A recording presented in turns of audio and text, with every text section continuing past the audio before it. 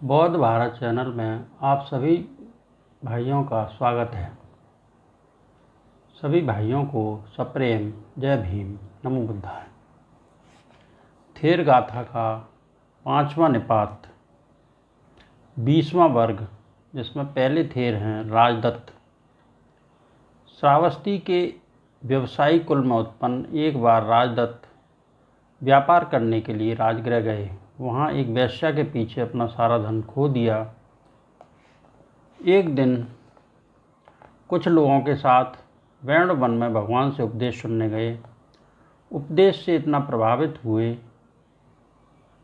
कि वे उसी दिन प्रवज्जित हो गए। एक दिन अशुभ भावना के लिए शमशान में गए। वहाँ एक सुंदर स्त्री का शव पड़ा था। उसे देखकर भिक्षु के मन में विकार उत्पन्न हुआ। होश संभालकर दृढ़ संकल्प के साथ वहीं ध्यान करने लगे और शीघ्र ही परम पद को प्राप्त हुए। जब राजदत्त स्थिर ने घटना को लक्ष्य करके यह उदान कहा। भिक्षु ने शमशान में जाकर फेंके हुए स्त्री शव को देखा। शमशान में पड़े हुए उसे कीड़े खा रहे थे। जिस विकृत शव को देखकर कुछ लोग घृणा करते थे, उसे देखकर मुझे काम राग उत्पन्न हुआ। मैं अंधा हुआ, अपने वश में नहीं रहा। कामांध का पतन न हो जाए, यह विचार किया। जितनी देर में भात पकता है, उससे भी कम समय में काम राग को शांत कर मैं उस स्थान से हट गया और मैं स्मृतमान हो ध्यानपूर्वक एक तरफ बैठ गया। तब मुझे विवेकपूर्ण विचार उत्पन्न हुआ। शरीर के दुष्परिणाम प्रकट हुए। निर्वेद उत्पन्न हुआ। संस्कारों से मेरा चित्त मुक्त हुआ। धर्म की महिमा को देखो। मैंने साधनारत हो 3 विद्याओं को प्राप्त किया। बुद्ध शासन को पूरा किया। इसी कड़ी में अगले थेर हैं सुबूत। मगध के साधारण परिवार में उत्पन्न पहले तीर्थंकरों के पास प्रवज्जित हुए। बाद में भगवान से उपदेश सुनकर उनके पास प्रवज्जित हो अरहंत पद को प्राप्त हुए।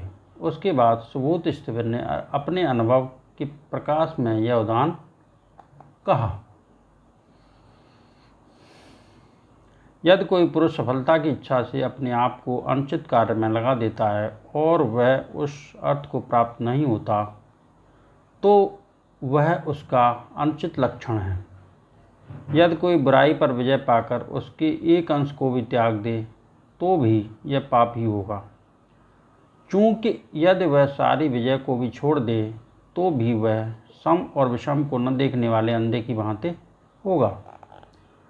जो करे वही कहे, जो न करे उसे न कहे। जो कुछ भी न करता हुआ बात करता है, ज्ञानी पुरुष उसे अच्छी तरह जान लेते हैं। जैसे सुंदर वर्णयुक्त निर्गंध पुष्प होता है, वैसे ही कथनानुसार आचरण न करने वाले के लिए सुभाषित वाणी निष्फल होती है। जैसे सुंदर वर्णयुक्त सुगंधित पुष्प होता है, वैसे ही कथनानुसार आचरण करने वाले के लिए सुभाषित वाणी सफल होती है। इसी कड़ी में अगले थेर हैं गिरिमानंद। इनकी कथा भी सुबूति थेर की कथा जैसी है। बिम्बसार के राजपुरोहित के पुत्र अरहंत पद के बाद गिरिमानंद ईश्वर ने यह उदान कहा। देव बादल ऐसे बरसता है मानो संगीत हो रहा हो। मेरी कुटी छाई है, सुखदाई और हवा से सुरक्षित है। इसमें उपशांत हो बैठता हूँ। देव यदि चाहो तो बरसो। देव ऐसे बरसता है मानो संगीत हो रहा हो। मेरी कुटी छाई है, सुखदाई है और हवा से सुरक्षित है। इसमें शांत चित्त से बैठता हूँ। हे देव, यदि चाहो तो बरसो। देव ऐसे बरसता है मानो गीत हो रहा हो। मेरी कुटी छाई है, सुखदाई है और हवा से सुरक्षित है। वीत राग हो बैठता हूँ। हे देव, चाहो तो बरसो। मैं द्वेष रहित हो बैठता हूँ। हे देव, चाहो तो बरसो। मैं मोह रहित हो बैठता हूँ। हे देव, चाहो तो बरसो। इसी कड़ी में अगले थेर हैं सुमन। कौशल के साधारण परिवार में उत्पन्न अपने मामा के पास, जो स्वयं अरहंत थे, प्रवज्जित, उनसे शिक्षा लेकर ध्यान भावना कर परम पद को प्राप्त हुए। एक दिन सुमन स्थिर ने अपने उपाध्याय के सम्मुख यह उदान कहा। धर्म में उन्नति चाहते हुए उपाध्याय ने मेरे ऊपर अनुग्रह किया। अमृत की आकांक्षा करते हुए मैंने कर्तव्य को पूरा किया। मैंने निर्वाण को प्राप्त किया, स्वयं साक्षात्कार किया। अब धर्म में शंका नहीं रही। मेरा ज्ञान विशुद्ध है। शंका रहित है, आपके सम्मुख इसे प्रकट करता हूँ। पूर्व जन्म को जानता हूँ, दिव्य चक्षु विशुद्ध हैं। मैंने सदर्थ को प्राप्त किया है और बुद्ध शासन को पूरा किया है। अप्रमाद के साथ मेरी शिक्षा होती रही, आपके उपदेशों को अच्छी तरह सुना। मेरे सभी आश्रय क्षीण हैं और अब मेरे लिए पुनर्जन्म नहीं। आर्यव्रत पर आपने मुझे उपदेश दिया, अनुकंपा की, अनुग्रह किया। आपका अनुशासन खाली नहीं गया, आपका शिष्य रहकर शिक्षित हुआ हूँ।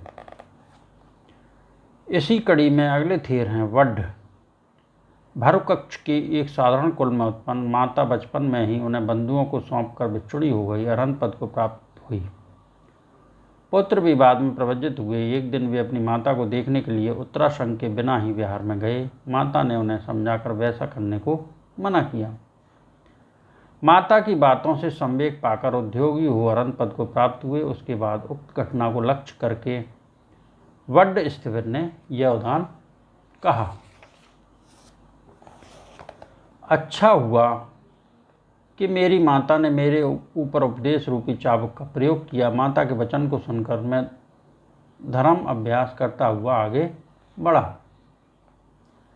मैं पराक्रमी हूँ, निर्वाण में रत हूँ, उत्तम संबोधि को प्राप्त हूँ, अरहंत हूँ, दक्षिणार्ह हूँ, त्रिवैध हूँ और अनाश्रव हूँ। अमृत निर्वाणदर्शी हूँ। मार्ग की सेना का नाश कर अंदर बाहर से आश्रव रहित हो विचरता हूँ, विहरता हूँ। मेरे भीतर और बाहर जो भी आश्रव थे वे संपूर्ण उच्छिन्न हैं और फिर उत्पन्न नहीं होंगे। भगिनी विशारद होकर तुमने इस प्रकार कहा कि जब तुम्हारा मुझ में मोह भंग हो चुका है तो अब तुम तृष्णा रहित हो चुके हो। जैसा मैं हूँ वैसे ही मुझ में तृष्णा न रहे। मैंने दुख का अंत किया है, यह अंतिम जन्म है। अब मेरा जरा मरण रूपी संसार समाप्त है, अब फिर पुनर्जन्म नहीं है। आज मैंने जिन थेरों के उदान कहे उसके प्रताप से सबका मंगल हो, सबका कल्याण हो, सबकी स्वस्थ मुक्ति हो, सबके दुखड़े दूर हों, संसार के सारे प्राणी सुखी रहें, सुखी रहें, सुखी रहें। साधु साधु साधु।